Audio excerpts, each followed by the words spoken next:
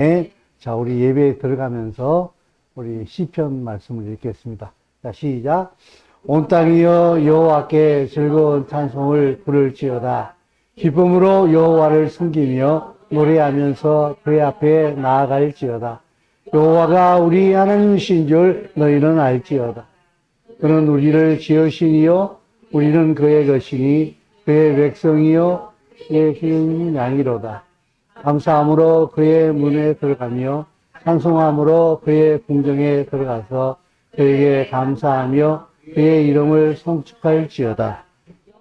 선하시니 그의 인자심이 영원하고 그의 성실하심이 대대 이르리로다. 아멘. 믿으십니까? 자, 우리 첫 번째 화면을 함께 보도록 하겠습니다. 집 나가는 아이 장면인데 한번 실행시켜 줘 보세요. 유튜브에서 퍼왔어요.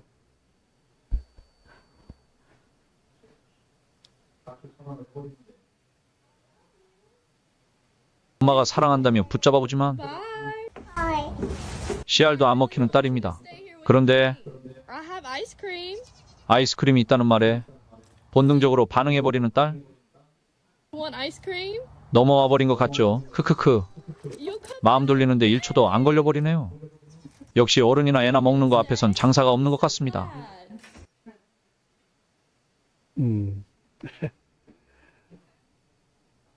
해석하기에 따라서 참 많은 얘기가 나올 수 있는 것 같은데, 아버지 집에는 모든 게 다 있어요. 가끔씩 집 나가고 싶은 생각이 들기도 하죠. 그죠? 우리가 세상 살아가면서 애들도 이렇게 크다 보게 되면은 부모가 싫고 친구가 더 좋을 때가 참 많이 있지 않아요? 저도 그랬고.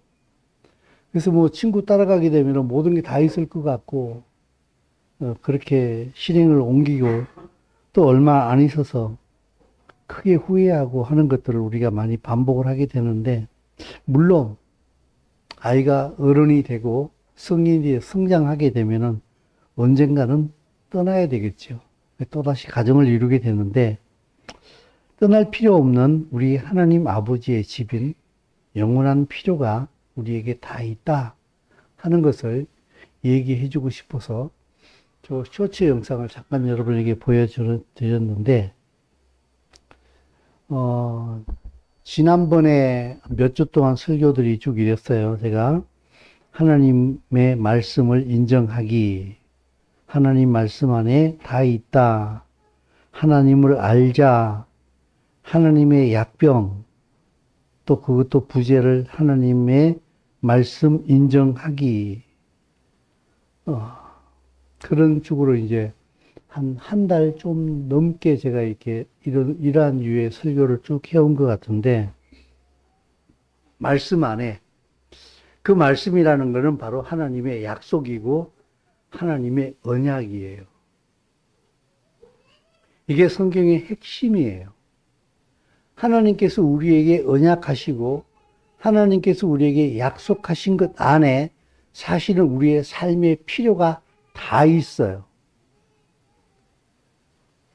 자녀에게 부모됨이, 자녀의 필요가 부모됨 안에 다 있다고요.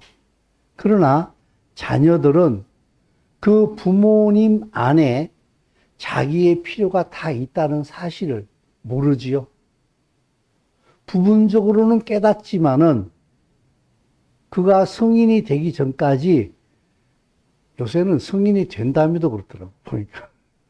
그 자기의 모든 필요가 부모 안에 다 있다는 사실을 잘 모르지요, 보게 되면. 그래서 반항하기도 하고, 뛰쳐나가기도 하고, 또 엉뚱한 소리를 하기도 하고 하는데, 사실은 하나님의 말씀, 하나님의 언약, 하나님의 약속 안에 우리의 모든 게 다 있어요.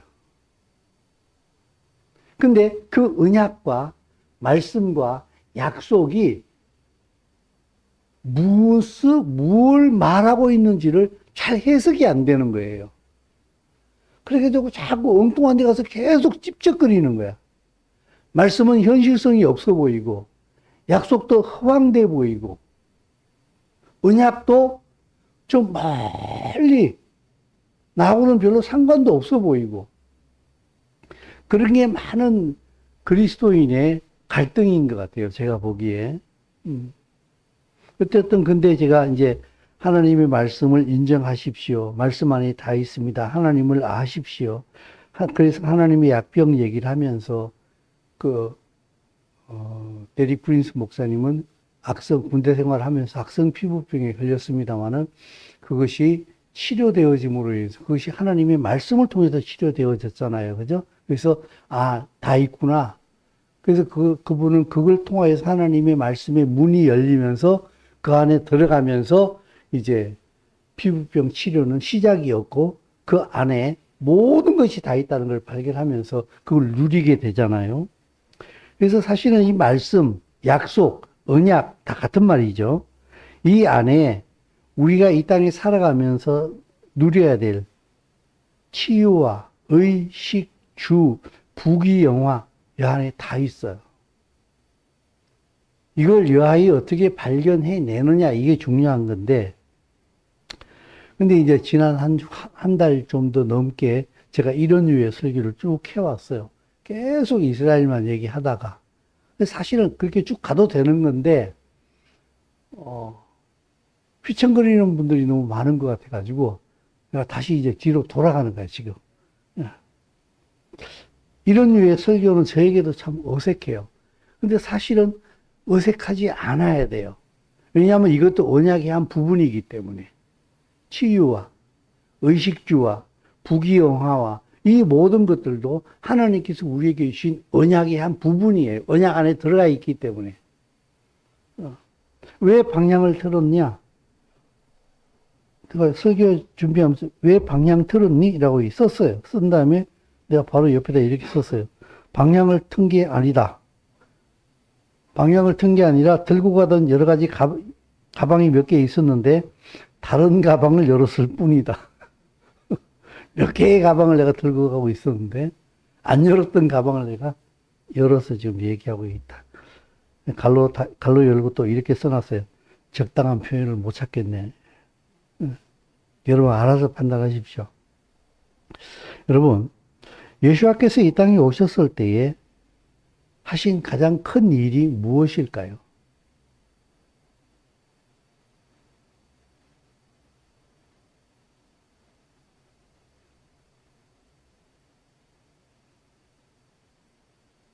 아무 말씀 안 하시는 게 가장 큰 일이었어요? 무슨 일이 가장 큰 일이셨어요? 네? 점수 안 매겨요. 그냥 편안하게 말씀해 보세요. 무슨 일을 하셨어요? 십자가를 지셨잖아요. 그죠? 그게 가장 하이라이트 아니었습니까? 예수와의 생애 중에. 예수와의 십자가는 100% 팩트예요. 근데 왜 십자가를 지셨는가? 십자가를 지신 게 팩트고, 그게 가장 예수님의 사역 중에 하이라이트였는데, 왜 십자가를 지셨는가? 사실은 십자가도 하이라이트가 아니에요. 왜냐하면 십자가도 무엇을 위한 것이었기 때문에. 무엇을 드러내기 위하여서 십자가를 지셨기 때문에 십자가가 하이라이트처럼 보이는데 하이라이트는 아니에요. 십자가가 하이라이트가 되는 이유는 그 십자가가 드러내는 게 있기 때문에 하이라이트가 되는 거예요. 그게 뭔가 하면 바로 그 십자가 안에 하나님의 언약의 성취가 있었어요. 그래서 예수와께서 마지막에 십자가에서 다 이루었다라고 말씀하신 거예요. 그 다 이루었다가 뭔가 하게 되면 바로 하나님께서 아브라함과 이삭과 야곱과 이스라엘에게 주신 그 언약을 내가 드디어 십자가에서 다 이루었다. 이 얘기예요. 그래서 사실은 하이라이트는 십자가가 아니라 그 십자가를 통해서 이루신 하나님의 언약의 성취가 가장 중요한 핵심이에요. 그 언약 안에 이스라엘의 회복이 있어요. 이방인의 회복이 있어요. 이들의 연합과 원룸엔 한 세 사람의 교회가 있어요. 그 교회에 예수아가 머리가 되시는 거예요.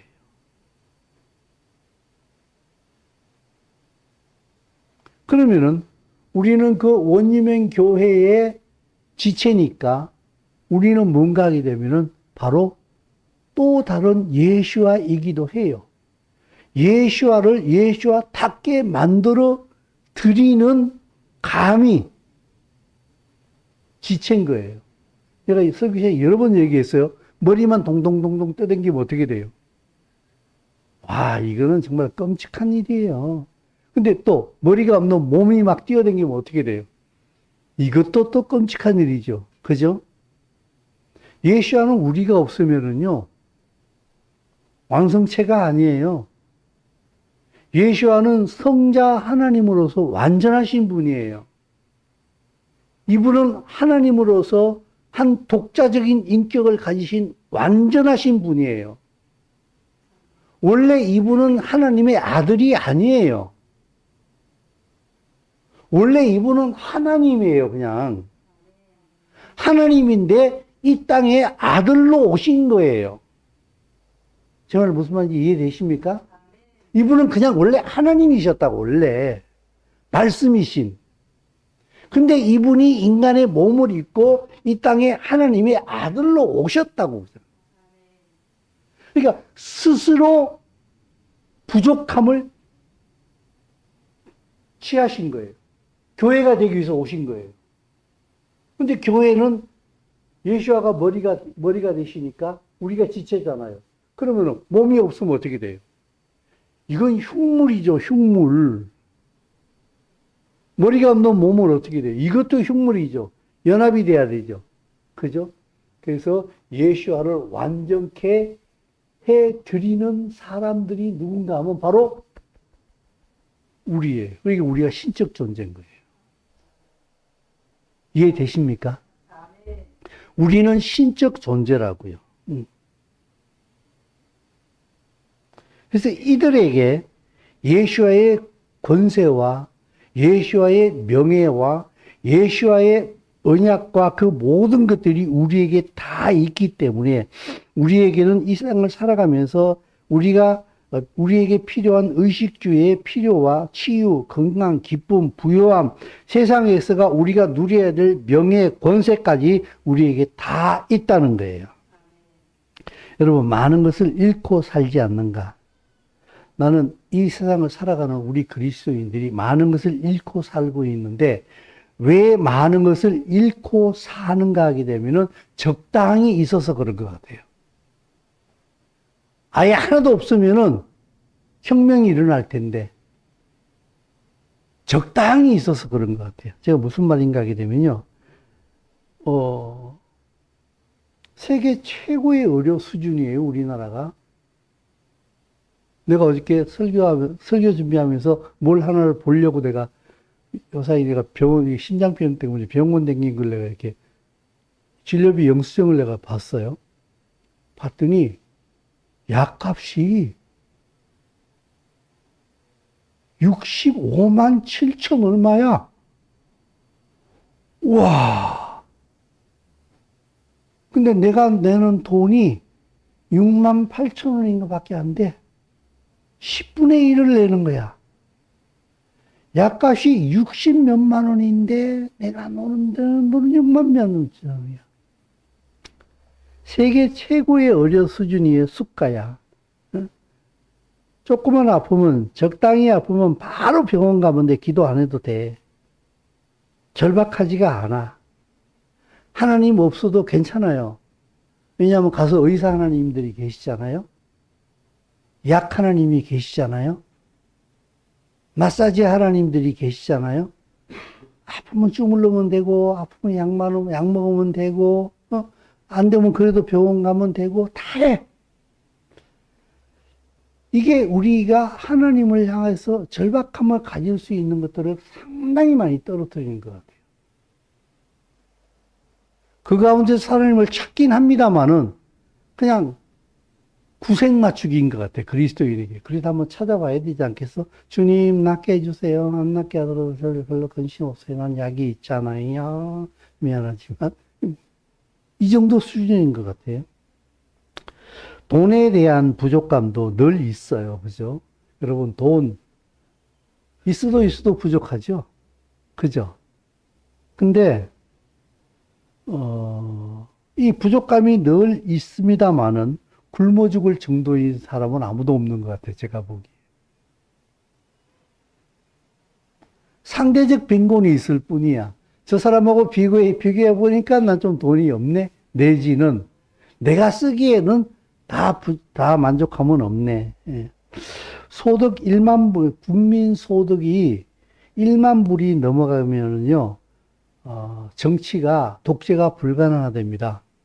사람들이 자유에 대한 생각이 너무 갈구가 크기 때문에 안 된대요. 근데 우리나라가 이미 3만 불을 돌파했잖아요. 그죠? 그러니까 우리나라는 어떻게 보면 정치적으로 독재가 불가능해요. 경제적으로도 그렇고. 그러니까 이것도 마찬가지인 것 같아요. 근데 국민 소득이 쫙 올라가니까요. 신앙은 쭉 내려가는 것 같아. 그죠? 옛날에는 뭐, 주일 성수 막 이래가지고, 목숨 걸고 주일 지켰잖아요. 그죠? 근데 요새는 어때요? 뭐, 그냥 다 가버리잖아, 그냥. 일말에 뭡니까, 그리낌도 없잖아. 그냥 뭐 다 가버리잖아, 그냥.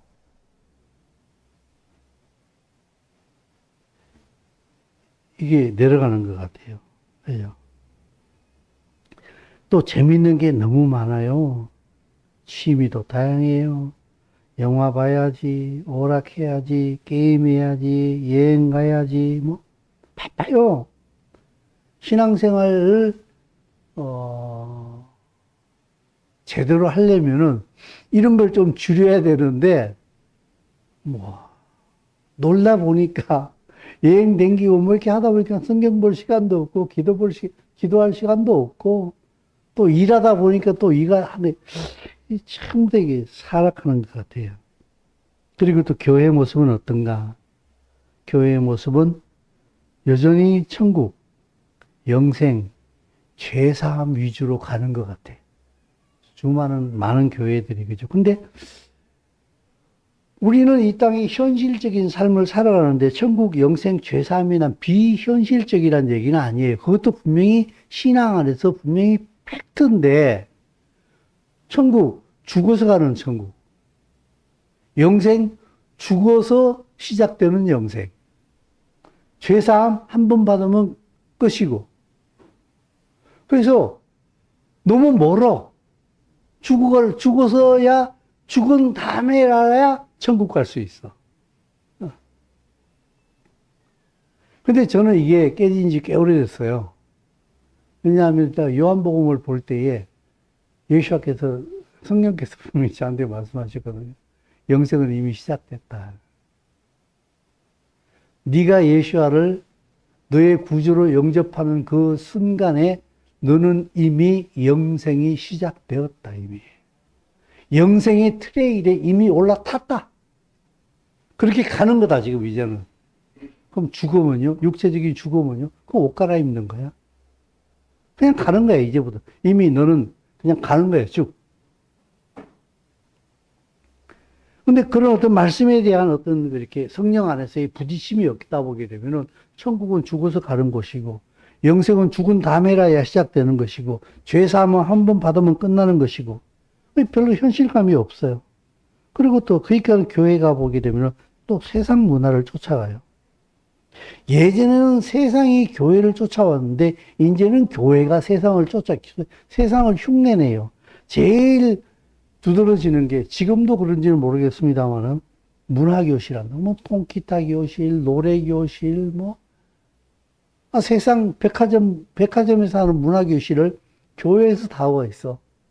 왜 그래요? 복음이 없거든. 교회가 복음을 전하려고 하니 스스로의 복음에 확신이 없어. 스스로의 복음에 힘이 없어. 그러니까 세상 문화를 끌고 들어와서 믹싱을 시키더라고, 보니까. 저는 교회에서 해야 할 일이 아니란 생각이 들어요. 근데 그것을, 구실은 굉장히 많이 있어요. 일단 교회의 문턱을 너무 오게 해야 되지 않겠니? 통기타로, 노래교실로, 저 해가지고 문화교실을 통해서 교회의 문으로 넘게 돌아가지고, 그 다음에 목을 딱 졸르겠다. 아니, 좀 표현이 좀 그럽니다만, 복음을 딱 제시하겠다. 이런 얘기인데, 여러분, 복음이 능력이 있으면 어떻게 될까요? 그냥 오잖아요. 그죠? 그러니까 문화교실로 사람들을 유인할 정도의 교회는요, 그들이 넘어와도, 교회 문턱을 넘어와도 제시하는 복음이 제가 보기에는 너무 힘이 없을 것 같아요. 아무튼 교회도 그래. 우리 교회 같은 경우에 보니까 또 플러스 거기다가 이스라엘을 말해요. 언약을 말해요. 여러분 어때요? 이스라엘 어떻게 생각하세요? 언약 어떻게 생각하세요? 다른 교회에서 굉장히 많이 말하고 있는 천국 영생 죄사함과 비슷한 수준이라는 생각이 듭니다. 저는. 이스라엘? 언약? 또 들어보니까 맞긴 맞는 것 같은데 별로 현실감이 없어. 다른 교회에서 말하고 있는 천국이나 영생이나 죄사함이나 거의 비슷한 수준인 것 같아. 눈이 안 열리면 이것도 먼 나라 얘기예요. 이스라엘도 현실감이 없어요. 신앙생활에서 성도들에게 하느님다운 모습이 안 보여요. 말씀과 능력과 거룩함이 안 보인다고. 내가 교회 다니는 사람이에요. 기독교인이에요 하고 말하지 않으면은 세상 사람하고 똑같은 것 같아요.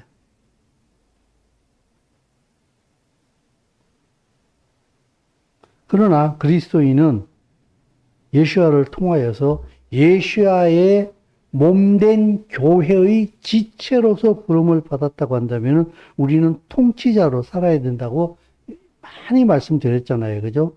기도로, 삶으로 다스리는 거예요. 내가 언약 가운데 살아가고, 그 언약은 하나님의 나라의 성취예요. 하나님의 나라의 완성이에요. 그걸 바라보면서 언약 가운데 복을 누리고 이미 완성되어진 그 세상 안에서 완전하게 이 세상을 하나님의 나라 아직까지 정복하지는 않았습니다만은 내가 하나님의 언약 가운데 있을 때에 내게는 하나님의 나라가 이미 이루어진 거예요. 내 몸이 아직까지 부활체를 입지는 않았습니다만은 그래서 때로 병에도 걸리고 합니다만은 나는 언약 가운데 들어갔기 때문에 예수와 그리스도의 통치 가운데 살기 때문에 나는 통치자로서 이 땅에서 능력이 있어야 되고 복을 누리게 되고 그것을 뿌리는 삶을 살아야 되거든요. 그 예수와가 나를 통치하고 계시기 때문에 예수와가 이 땅의 왕이에요. 믿습니까? 그러면은 그 왕이 나를 통치하고 있는데 전능하신 왕이 나를 통치하고 있는데 맨날 걱정, 근심, 불안에 시달리면은 이거 이상한 거예요. 왕이 이상하든가 내가 이상하든가. 근데 우리는 분명히 알죠. 왕이 이상하지는 않다고. 그러니까 누가 이상한 거예요? 근데 또 내가 이상하다고 생각도 안 해요. 왜냐하면은 주위에 99.9%의 사람들이 또 그렇게 살고 있거든. 그러니까 안 이상하게 생각하는 거예요. 그러니까 이게 큰 문제라는 거예요. 이상한데 이상함을 느끼면은 괜찮아. 이상하니까 어떻게 무슨 조치를 취해야 돼라고 생각하는데 아무 이상 없잖아 이러니까 이거 골치 아프잖아. 이거.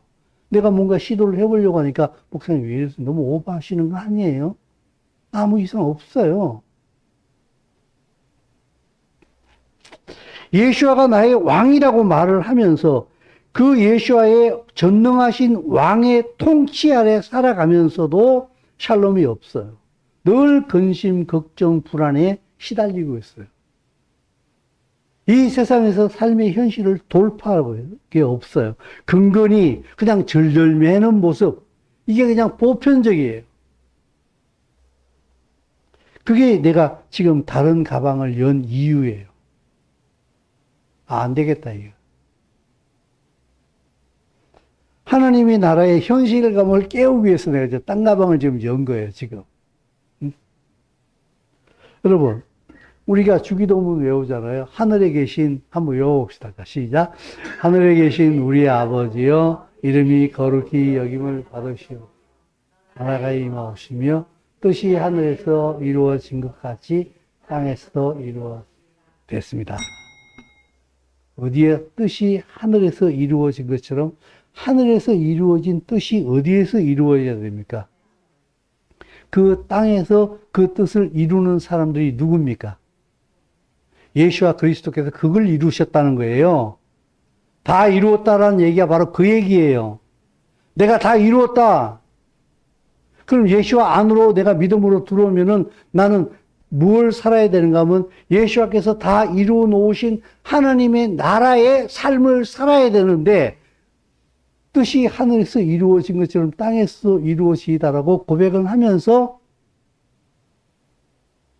예수와께서 이루어 놓으신 것을 알지도 못하고 알려고 하지도 않고 모르는데 내가 모르는지도 모르고 그냥 세상 사람처럼 똑같이 살면서 나의 부족함과 모자름과 불안, 근심, 걱정에 시달리면서 여기에서 어떻게 하면 벗어날까라고 하는 것만 몸부림치는 이 기준 이하의 삶을 살고 있지 않는가. 이스라엘도 마찬가지라는 생각이 듭니다. 땅에 있는 하나님의 나라예요. 그 이스라엘이 하나님의 언약을 가지고 있고요. 그 이스라엘의 존재가 하나님의 나라가 이 땅에 이루어진다라고 하는 강력한 신호예요. 하나님의 나라가 이 땅에 이루어진다는 사실을 사람들이 모르기 때문에 저 이스라엘을 회복시켜 놓은 거예요. 회복시키겠다고 말씀하시고 회복시켜 놓은 거예요.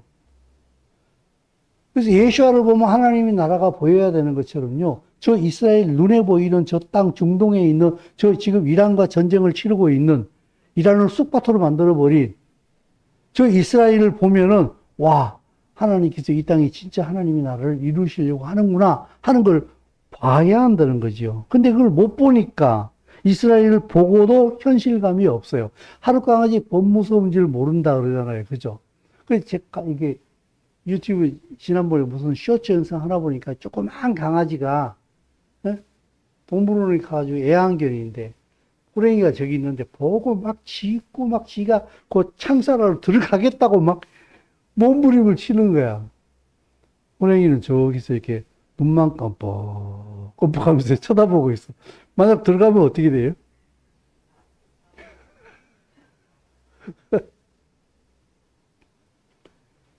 그게 호랭이인지도 모르고 호랭이가 뭔지도 몰라.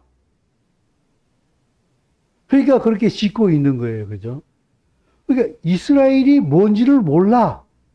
그러니까 이스라엘을 보고도 하나님에 대한 현실감이 없어. 하나님께서 이 역사를 움직이고 있다고 하고는 1948년도에 아니 AD 70년에 없어졌던 나라가 1948년도에 다시 생겼어. 성경에 그렇게 다시 만들겠다고 하나님이 이미 말씀하셨어. 그럼 그게 다시 생겨났어. 아, 그럼 역사의 주관자가 누구예요? 유엔이 아니라 유엔을 컨트롤 하시는 분이 하나님이라는 사실을 우리는 거기서 봐야 되거든. 그럼 이 역사를 보면서 아, 역사의 주권자가 하나님이시구나. 이스라엘을 보면서 깨달아야 되는데 그게 감각이 없어. 내 삶이 바쁠 뿐이야, 그냥. 그러니까 이스라엘에 대해서도 깨달음이 없으니까 하나님의 나라에 대한 현실감도 없고 현실감이 없으니까 반응이 없어요. 반응이 있으니까 생기면 어떻게 되겠어요? 이스라엘을 위해서 기도도 하겠지요. 헌금도 하겠지요. 근데 왜 안 해요? 현실감이 없으니까. 제가 치유와 복과 부유함을 말하는 것은요, 하나님의 나라의 현실감을 위해서예요. 우리에게 하나님의 나라는 현실이에요. 하나님이 나의 삶의 환경이라고. 자녀가 있어요. 아까 우리가 봤잖아. 아이스크림 준다니까 바로 들었잖아요. 그죠? 얘의 삶의 환경이 누구예요? 누구예요?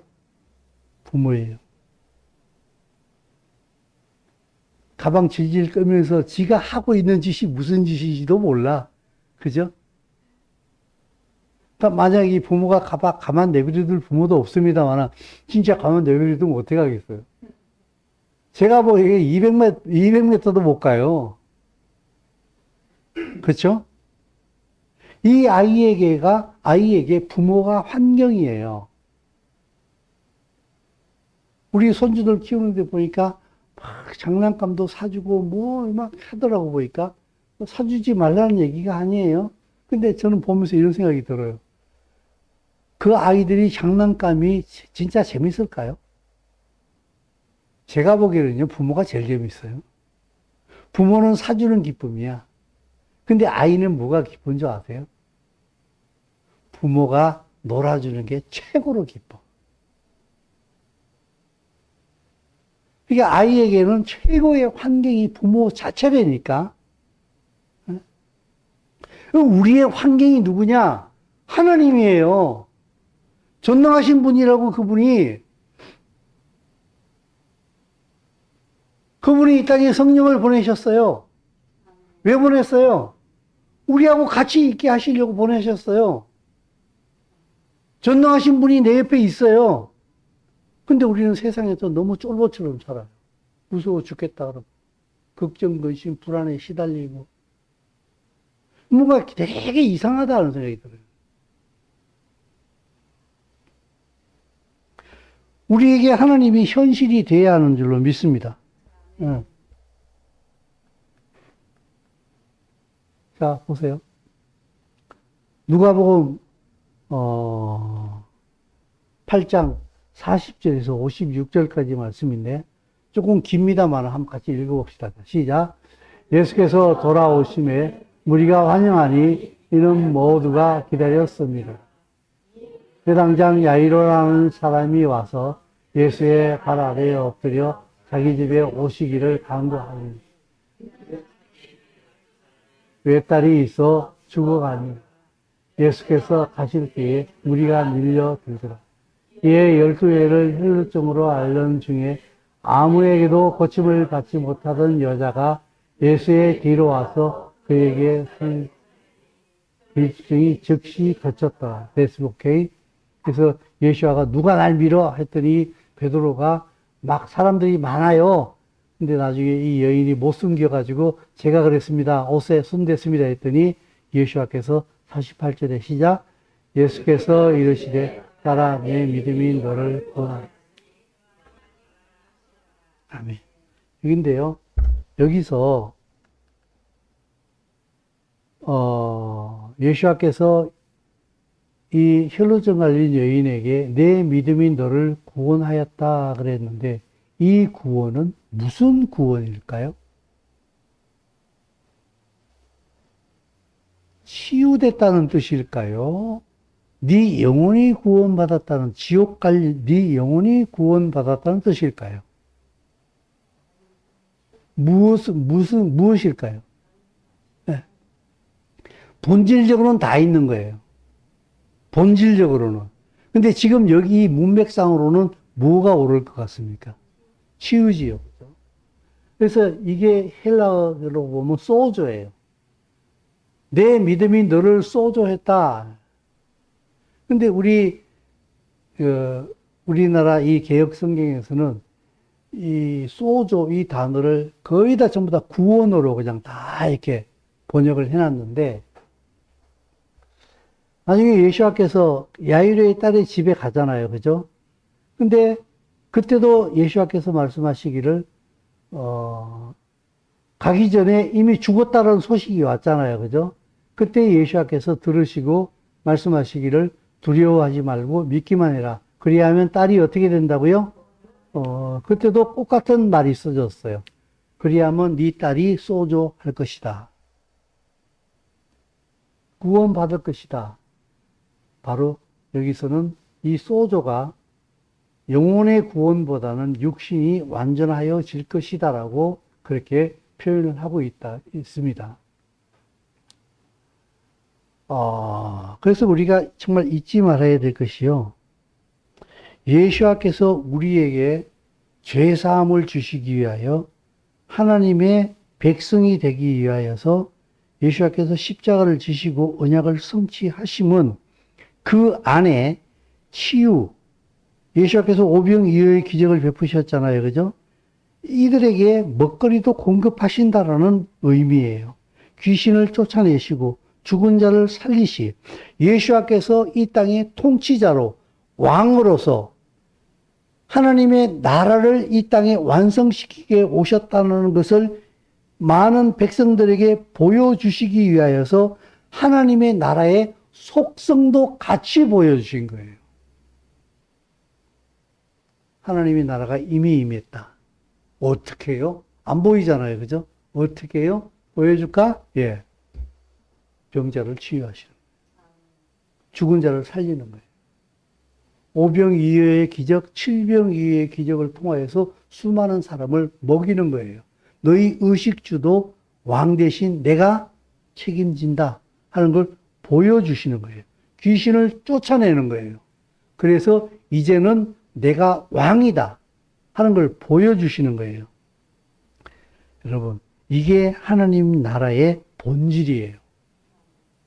복음의 본질은 잃지 말아야 되는데 사실은 복음의 본질을 잃지 말아야 되는 이 말도 저는 이상하게 좀 좋은 말인데 우리가 오해할 소지가 너무나 많이 있어요. 오히려 복음의 본질 안에 우리의 모든 게 다 있다, 이 안에. 복음의 본질이 죄사함, 영생, 천국 이걸로만 제한시키는 건 아니다.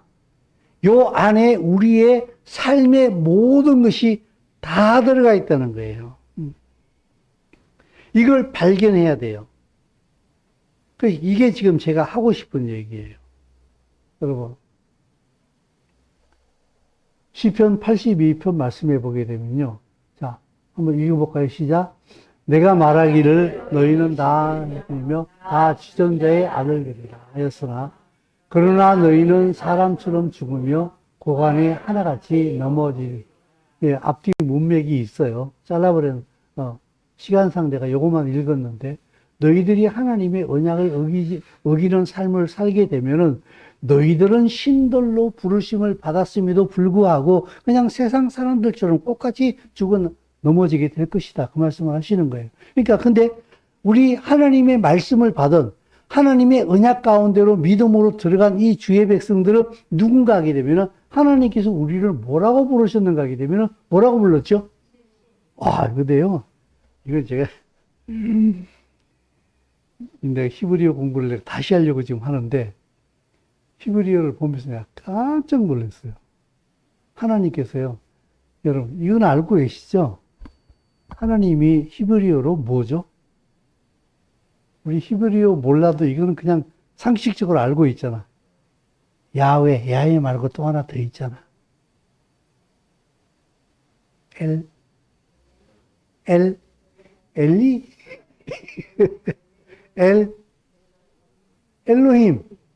엘로힘. 맞지요? 베레시트 바라 엘로힘. 최초에 하나님이 천지를 창시했다. 그렇게 나오잖아요. 하나님께서요, 내가 너희 말하기를 너희를 신들이며 그랬는데, 하나님께서 우리를 신이라고 부를 때 우리를 뭐라고 부르신지 아십니까? 나 이거 보고 놀랐어요. 하나님이 우리 보고요, 엘로힘이라고 불렀어요. 근데 내가 엘로힘인지 몰라. 예수와 안에서, 언약 안에서 내가 엘로힘인지 몰라. 그러니까 세상 사람들과 똑같이 살고 세상 사람들과 똑같이 자빠지는 거야. 나중에 예수께서요, 이 땅에 오셔가지고 바리새인들이랑 말다툼할 때에 하나님의 아들이라고 얘기하니까 네가 어떻게 하나님의 아들이냐, 하나님이 결혼했냐, 막 이런 투로 막 싸우잖아요. 그때 예수께서 이 구약 성경을 놓고서 얘기합니다. 이때 요한복음 10장 34, 35절 말씀인데 시작. 너희 율법에 기록된 바 내가 너희를 신이라 하였노라 하지 아니하여 하는 건 패하지 못하나니 하나님의 말씀을 받은 사람들을 신이라 하셨, 예, 보십시오. 예수께서 너희 율법에 기록된 바 내가 너희를 신이라 하였노라 했을 때 여기서 바로 이 얘기를 하는 거예요. 그죠? 그러면은 예수께서 이르시되 너희 율법에 기록된 바 내가 너희를 신이라 했대. 자, 여러분 추적하셔야 됩니다. 내가 너희를 신이라고 했대. 그러면은 예수와께서 너희를 신이라 불렀대. 그럼 이 예수와가 누구예요? 누구예요? 이분이에요, 이분. 내가 말하기를 너희는 신들이며 했을 때에 내가 말한 그분이 바로 이분이라고. 예수와가 바로 여호와 하나님이시라고요.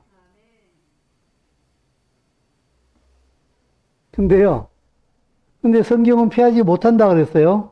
그럼 이 성경은 구약 성경일까 신약 성경일까요? 구약이겠죠. 폐하지 못한데 하나님의 말씀을 받은 사람들을 신이라 하셨거든 그랬거든요. 이게 신약 성경이에요. 그 신이 뭔가 쳐다봤더니 또 데우스예요. 여러분 데우스가 하나님인 건 다 알고 계시죠? 헬라어로 그죠?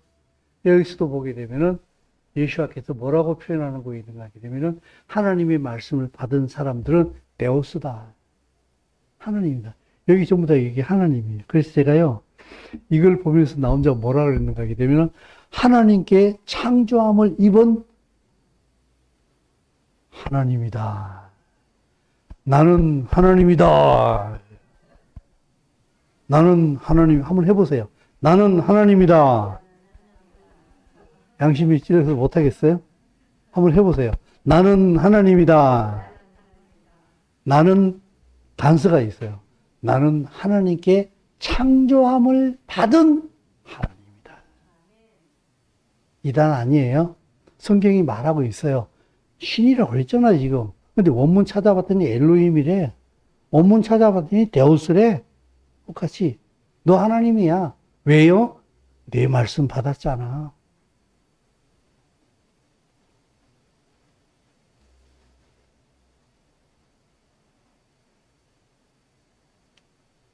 우리가 누구냐?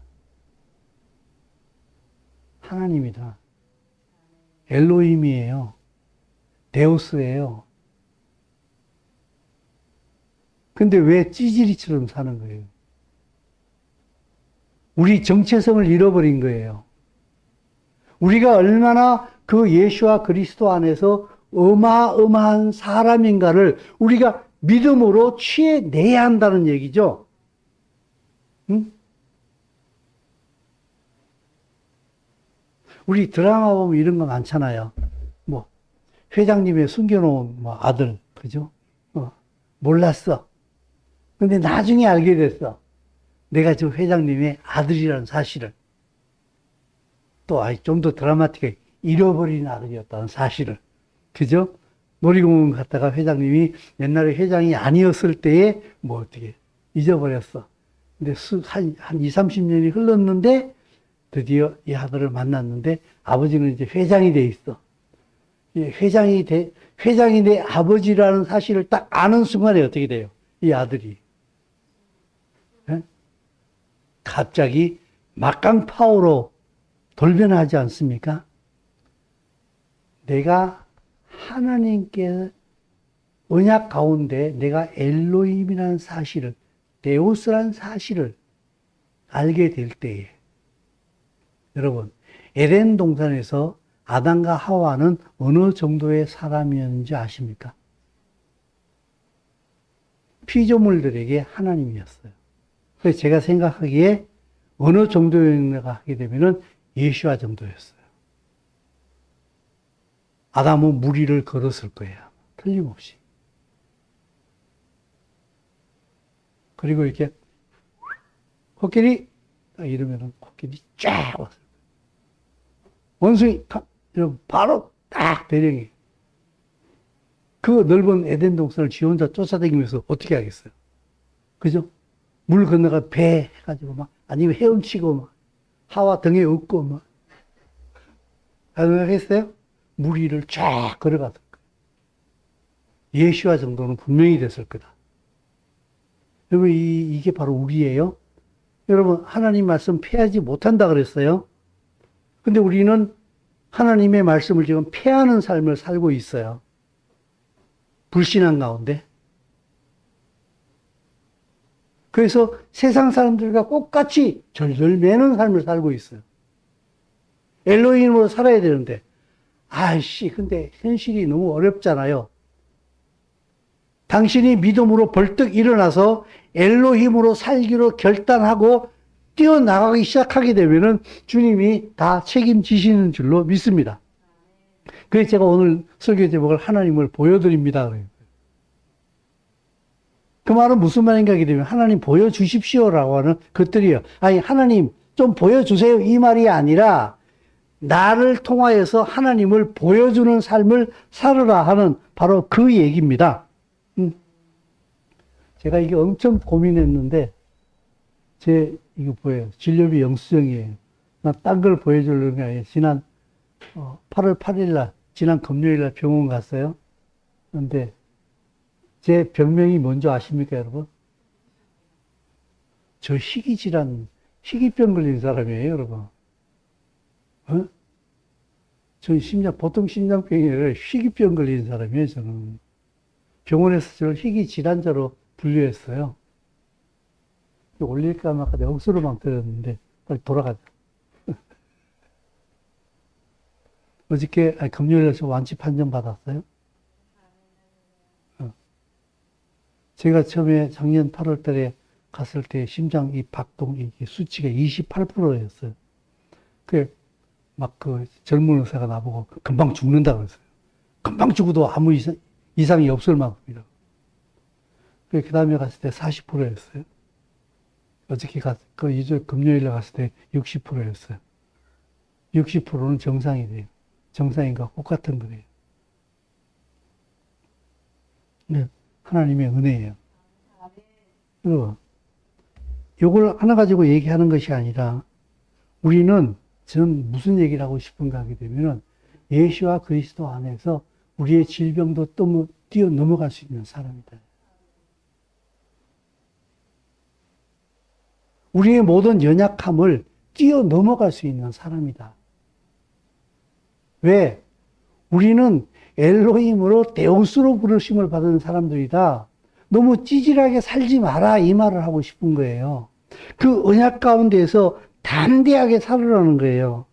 그때에 여기에 부과되어진 하나님께서 이미 언약 가운데 우리에게 다 허락해 놓으신 그 모든 부과된 축복들, 건강, 부요함, 그리고 명예, 이것을 받고 누릴 수 있는 사람이 돼야 한다는 거예요.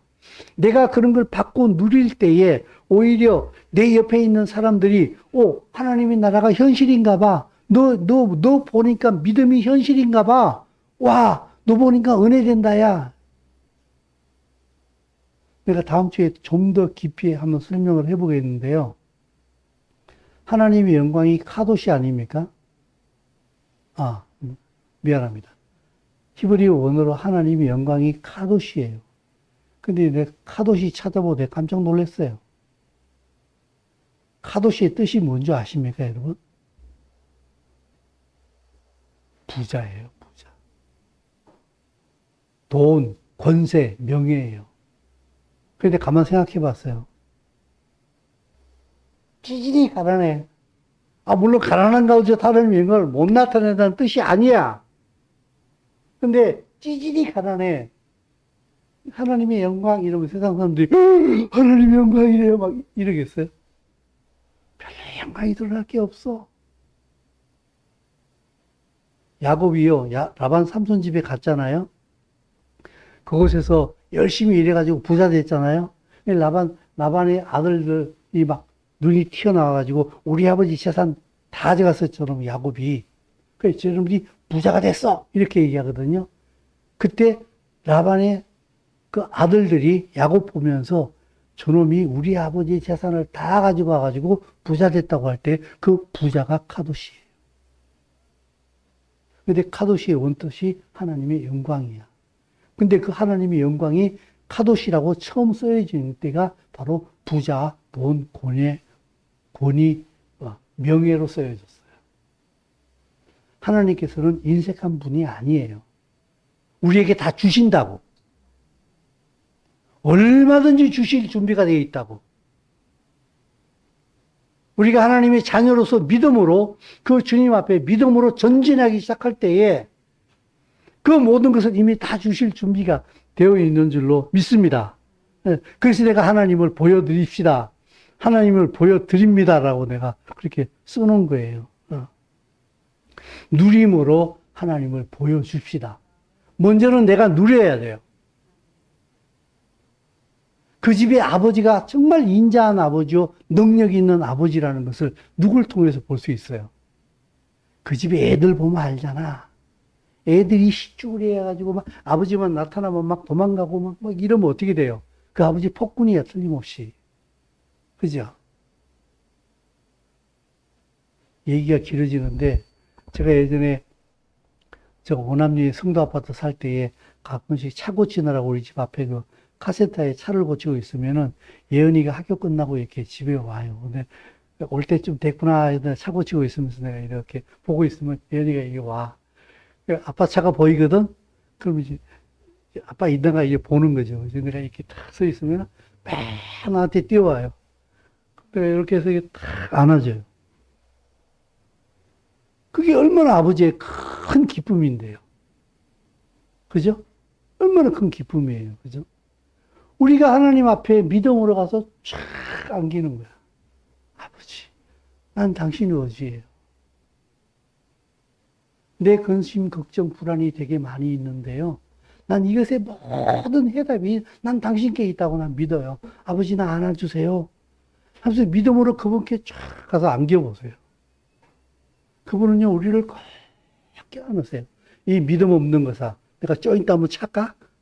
이게 아니에요. 그분은 우리를 꼭 안아주신다고. 그걸 느낌으로 느끼려고 하지 말고 믿음으로 가서 안기라고. 말씀에 약속이 돼 있다고. 나는 너희를 사랑한다고. 안 느껴지는데요. 그럼 평생 네 느낌대로 살아라. 안 느껴지는데요. 내가 말했잖니. 내가 너 사랑한다고. 얼마만큼 사랑했는데요. 내 목숨까지 바꿨잖니. 너를 위해서. 십자가 너무 먼데요. 십자가는 나의 현실이에요. 나를 얼마만큼 사랑하는가의 현실적 지표라고. 난 널 위해서 내 목숨 내놓은 하나님이야. 근데 내가 널 위해서 더 이상 뭘 못하겠니? 이 말씀 하시는 거 아니에요? 두려워하지 마시고요. 세상 문화에 쫓겨가지고 그렇게 살지 마시고 믿음으로 하나님 품에 가서 안기시라고. 그리고 믿음으로 누리시라고. 그리고 내가 누리는 하나님을 보여주시라고. 그런 유의 설교를 지금 계속해서 좀 해보려고 합니다. 기도하겠습니다. 우리를 위하여서 하나님의 나라를 회복시키시고 그것을 이루기 위하여 십자가를 지시고 우리에게 언약을 주신 줄로 믿습니다. 그 안에 모든 것이 다 있는 줄로 믿습니다. 주의 주되심을 깨달아 알면서 주의 주되심으로 살아가게 하여 주시어서 우리를 통하여 주님을 보여줄 수 있는 엘로힘과 데오스의 삶이 될 수 있도록 성령으로 축복하여 주시옵소서. 아니 이미 축복하여 주셨사오니 믿음으로 우리가 그것을 풀어낼 수 있는 사람들이 되게 하여 주옵소서. 예수의 이름으로 기도드리옵나이다. 아멘.